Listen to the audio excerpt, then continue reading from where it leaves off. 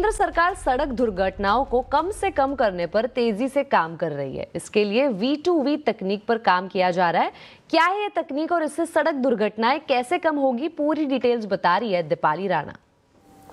जल्द ही गाड़ियां आपस में कम्युनिकेट कर सकेंगी, ठीक उसी तरह जैसे मिड एयर में एयरक्राफ्ट्स इंफॉर्मेशन को एक्सचेंज करते हैं। दरअसल सरकार V2V टेक्नोलॉजी को इंडिया में लाने पर जोर शोर से काम कर रही है। इसके लिए जॉइंट टास्क फोर्स का गठन भी हो चुका है।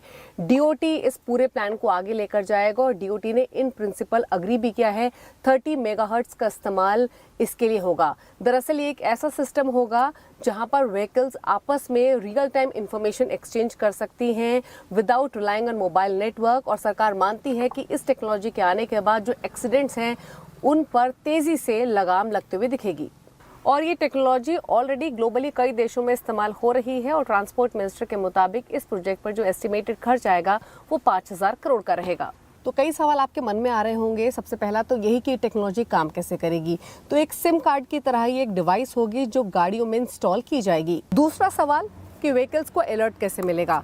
दरअसल व्हीकल्स को दूसरी व्हीकल से रियल टाइम अलर्ट मिलेगा जैसे ही वो गाड़ी के नज़दीक आती है फ्रॉम एनी डायरेक्शन। तीसरा, क्या अलर्ट आपको सेफ व्हीकल डिस्टेंस को लेकर या रोड साइड पर जो गाड़ियां खड़ी होती हैं उसको लेकर भी मिलेगा। तो बिल्कुल आपको हर तरीके का अलर्ट मिलेगा, कितना सेफ डिस्टेंस आपको दूसरी गाड़ी से मेंटेन करना है, रोड साइड स्टेशनरी कोई व्हीकल खड़ी है या फिर नहीं, और ये सारी इन्फॉर्मेशन रियल टाइम मिलेगी। और आखिरी और सबसे इम्पॉर्टेंट सवाल कि ये गाड़ियों में कैसे इंस्टॉल किया जाएगा। तो एक्सपेक्टेशंस है इनिशियली जो नई व्हीकल्स रोल आउट होंगी उनमें एज मैंडेटरी इंस्टॉल किया जाएगा और उसके बाद ऑल व्हीकल्स में फेज मैनर में इसे लागू किया जाएगा। By end of 2026 transport minister plan कर रहे हैं इस टेक्नोलॉजी को रोल आउट करने की।